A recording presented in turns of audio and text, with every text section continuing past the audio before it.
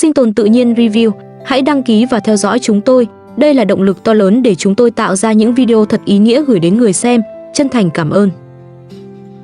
Sáng nay, khi nhiếp ảnh gia đến nơi, ánh nắng đã phủ xuống khoảng sân nhỏ trước nhà Sakina. Sau những ngày nắng gắt và bộn bề công việc, khoảng sân vẫn còn nhiều thứ cần dọn dẹp. Sakina cúi xuống gom lại những vật dụng ngổn ngang, vừa làm vừa suy nghĩ về mảnh đất mới của mình. Có lẽ trong lòng cô lúc này không chỉ có chuyện xây nhà, mà còn là nỗi lo về phần đất cuối cùng mà Karim vẫn đang nắm giữ. Sakina quay sang nói với nhiếp ảnh gia: "Tôi muốn vào thành phố. Tôi muốn nhờ Code nói với Karim giao mảnh đất cho tôi như một phần tiền sính lễ trước khi anh ta bán nó đi." Đó là một quyết định không hề dễ dàng, bởi Sakina hiểu Karim là người rất khó đoán. Căn nhà cũ vốn đã bị anh ta bán cho người khác. Giờ đây, phần sân còn lại có thể là cơ hội cuối cùng để Sakina giữ được một phần đất cho mình và các con. Nhiếp ảnh gia nghe vậy thì không khỏi lo lắng. Anh hỏi Sakina liệu làm như vậy có ổn không? Bởi anh không thật sự tin Karim sẽ dễ dàng đồng ý. Nhưng Sakina chỉ lặng lẽ đáp: "Bây giờ chỉ có Code mới có thể giúp tôi. Tôi phải thử xem. Nếu Karim giao đất cho tôi thì tốt quá. Tôi phải nhờ Code nói chuyện với Karim. Căn nhà anh ta đã bán rồi, chỉ còn lại khoảng sân chưa bán. Trước khi anh ta bán nó đi, tôi phải tìm cách lấy lại mảnh đất đó." Trong giọng nói của Sakina là sự kiên quyết, nhưng cũng có cả nỗi bất an. Bởi cô không hề biết Karim sẽ phản ứng thế nào. Không biết Code có thật sự giúp mình hay không. Sau đó, Sakina hỏi nhiếp ảnh gia về tiền cát. Cô muốn chắc rằng khoản tiền đã được thanh toán đầy đủ. Nhiếp ảnh gia nói rằng tiền cát đã trả rồi. Một lúc sau, Sakina bắt xe lên thành phố. Hôm nay, người đưa cô đi không phải tài xế quen thuộc, bởi bố của Parisa đang bận chở khách ở nơi khác. Ông hẹn sẽ đón Sakina sau khi cô mua xong đồ trong thành phố. Trên xe, Sakina vẫn mang theo những suy nghĩ chưa thể nói thành lời. Cô biết mình phải mạnh mẽ, phải tự đi, tự nói chuyện, tự tìm cơ hội cho mình. Đến cửa hàng quần áo, Sakina tranh thủ mua cho Hakan 2 bộ đồ mới. Có lẽ Hakan đang lớn nhanh từng ngày. Những bộ quần áo cũ dần trở nên chật hơn. Và sau quãng thời gian cậu bé bị cảm, Sakina càng muốn chuẩn bị cho con những thứ tươm tất hơn. 2 bộ quần áo không phải món quà lớn. Đó là sự quan tâm rất dịu dàng. Cô không mua gì cho bản thân. Thứ Sakina nghĩ đến trước tiên vẫn luôn là Hakan, là Zoya, là Rachel và Asam. Cuộc sống của cô dường như đã quen với việc đặt các con lên trước mọi mong muốn của mình.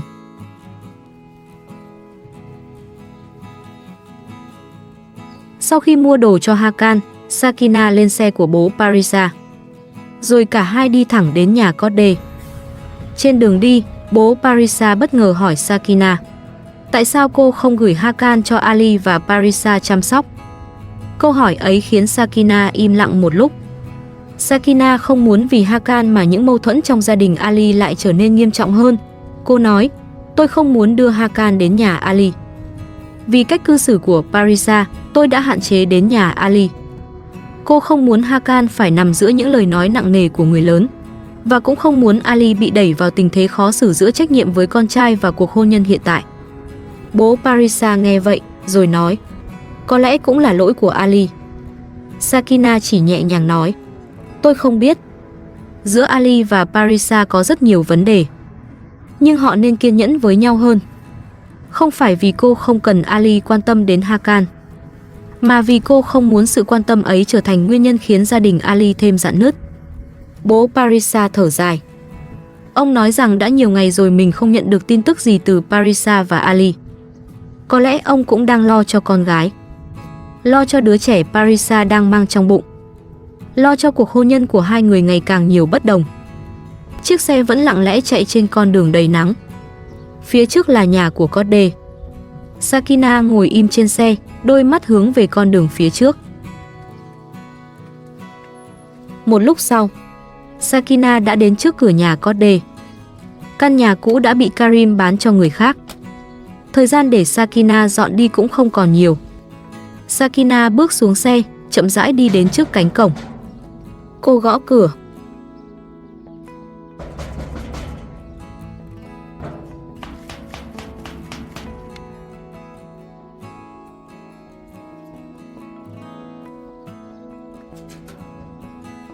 Một lúc sau, Code bước ra.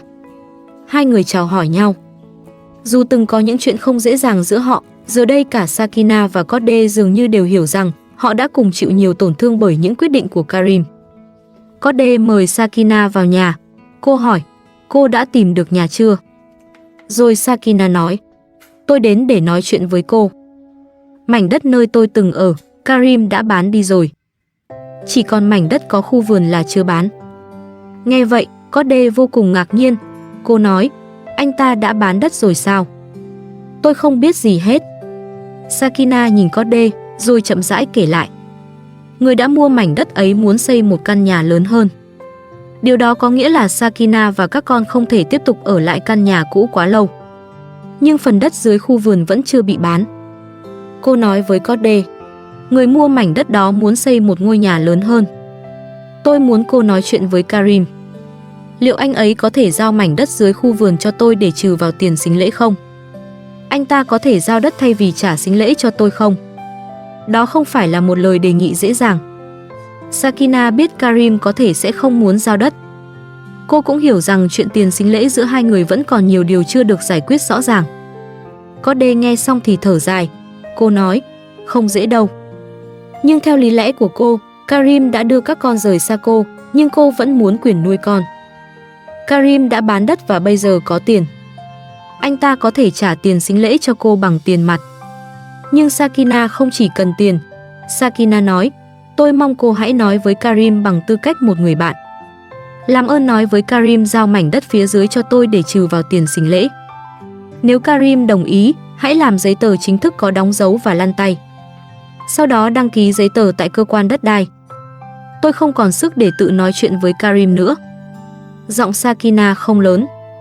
Sakina nói tiếp, hãy nói với Karim rằng nếu anh ấy giao đất cho Sakina, coi như tôi đã nhận phần sính lễ của mình. Code nhìn Sakina với ánh mắt đầy cảm thông. Có lẽ cô cũng hiểu rằng Sakina đã không còn nhiều lựa chọn. Code nói, được, tôi sẽ nói. Tôi sẽ tự nói chuyện với Karim, rồi báo kết quả cho cô. Tôi thật lòng thương hoàn cảnh của cô. Tôi sẽ cố hết sức để thuyết phục Karim. Rồi cô hỏi, có khi nào mảnh đất đó thuộc khu đất xanh không? Sakina không thể chắc chắn. Nhưng cô vẫn khẩn thiết nhờ Code. Nhất định cô phải nói chuyện với Karim giúp tôi. Tôi biết Karim không thể trả hết tiền sính lễ, nên tôi muốn nhận mảnh đất đó thay cho tiền. Tôi muốn cô biết rằng Karim giờ đã có tiền.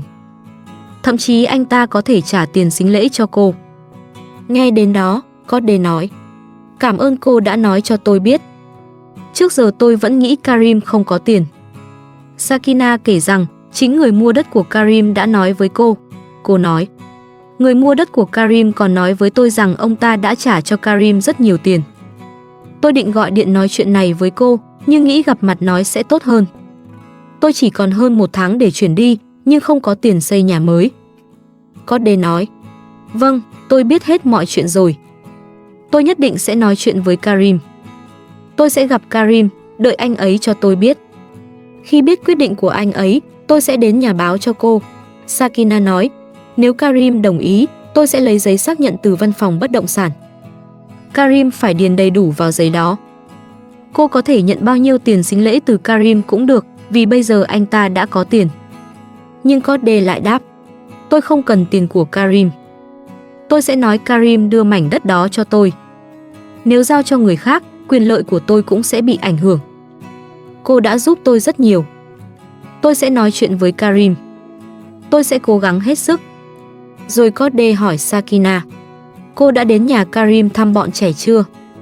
Sakina chỉ khẽ lắc đầu, chưa, lâu rồi tôi chưa đến thăm bọn trẻ. Cảm ơn, tôi phải đi đây.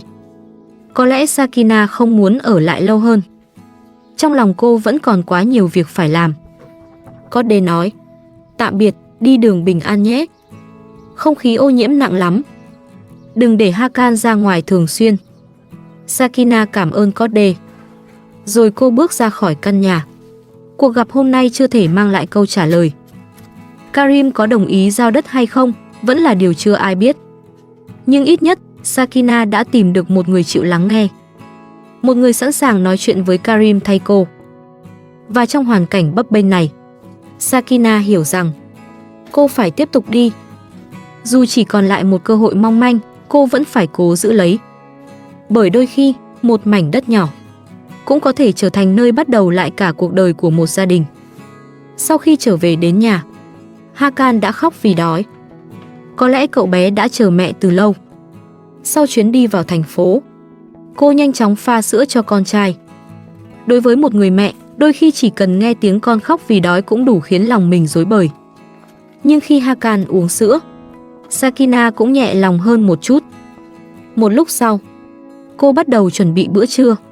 Vẫn là món thịt gà nướng quen thuộc. Đó là món ăn mà Sakina vẫn thường làm. Chỉ cần nhóm bếp, chuẩn bị thịt gà, rồi kiên nhẫn chờ mùi thơm lan ra giữa khoảng sân nhỏ, là đã có thể tạo nên một bữa ăn ấm áp cho mẹ con cô. Trong lúc chuẩn bị, Sakina nói với nhiếp ảnh gia rằng trước đó, vợ người hàng xóm đã xin cô một ít củi để nướng thịt.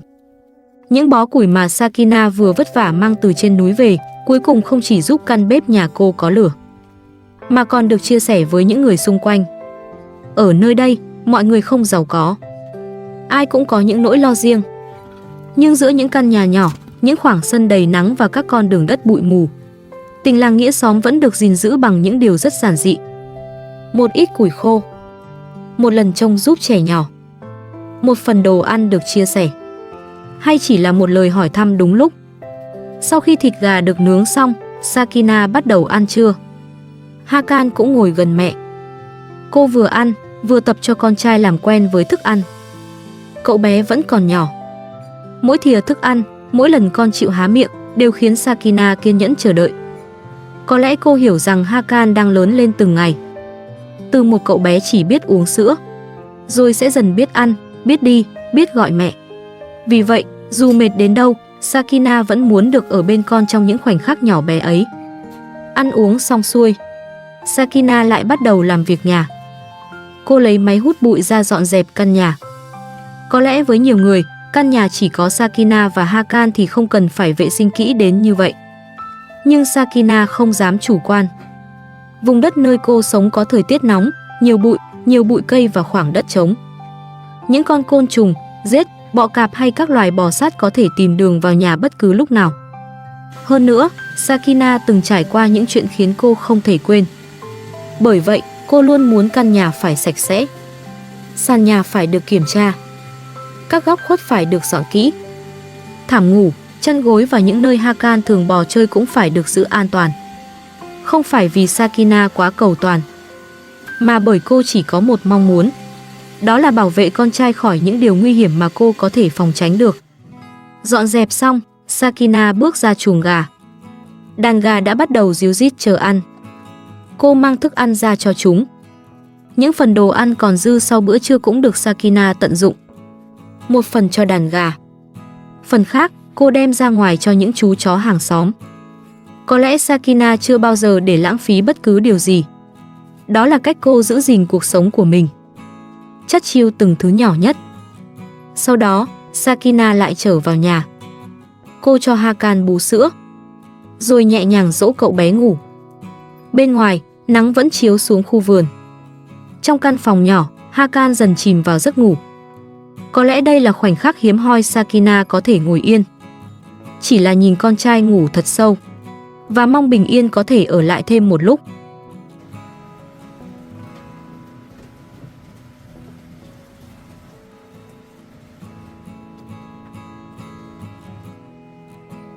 Khi Hakan đã ngủ say, Sakina bước ra ngoài sân. Cô nhìn về phía khu vườn mình đã chăm sóc suốt thời gian qua, và cả những khoảng đất cô từng tự tay tưới nước dưới nắng nóng. Sakina nói với nhiếp ảnh gia rằng cô muốn giữ lại một phần khu vườn này, bởi cô đã dành quá nhiều thời gian, công sức và hy vọng cho nó. Có lẽ Sakina không chỉ muốn giữ lại cây cối, mà cô muốn giữ lại một khoảng sân rộng hơn cho các con. Và cũng là một nơi để Sakina tiếp tục trồng rau, nuôi gà, chăm từng gốc cây như cách cô vẫn cố gắng chăm sóc cuộc sống của chính mình. Giữa những ngày phải chạy đua với thời gian để xây nhà mới, khu vườn ấy vẫn là điều Sakina không muốn buông bỏ. Bởi với cô, một mái nhà không chỉ cần tường gạch và mái che, mà còn cần một khoảng sân có nắng, có cây xanh, có tiếng gà chạy quanh, có tiếng trẻ nhỏ cười đùa, và có hy vọng rằng sau tất cả những giông bão, mẹ con Sakina vẫn sẽ có một nơi thật sự thuộc về mình.